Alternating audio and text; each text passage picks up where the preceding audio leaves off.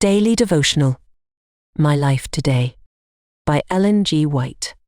September 12th. The Lord sanctifies Sabbath-keepers. Key verse, Ezekiel 20 verse 12.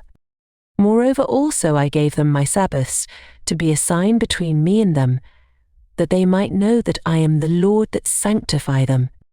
The Lord's day mentioned by John was the Sabbath, the day on which Jehovah rested after the great work of creation, and which he blessed and sanctified because he had rested upon it. The Sabbath was as sacredly observed by John upon the Isle of Patmos as when he was among the people, preaching upon that day. By the barren rocks surrounding him, John was reminded of rocky Horeb, and how, when God spoke his law to the people there, he said, "Remember the Sabbath day, to keep it holy."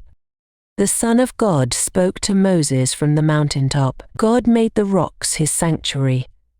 His temple was the everlasting hills. The divine legislator descended upon the rocky mountain to speak his law in the hearing of all the people, that they might be impressed by the grand and awful exhibition of his power and glory, and fear to transgress his commandments. The law of Jehovah was unchangeable, and the tablets upon which he wrote that law were solid rock, signifying the immutability of his precepts. Rocky Hor became a sacred spot to all who loved and revered the law of God.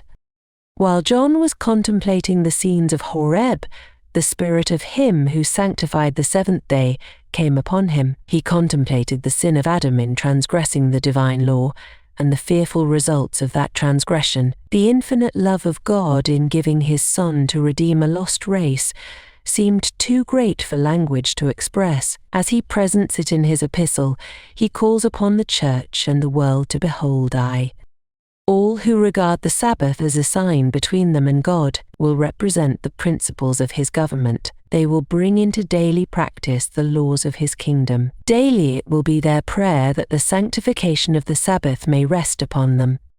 My Life Today by Ellen G. White.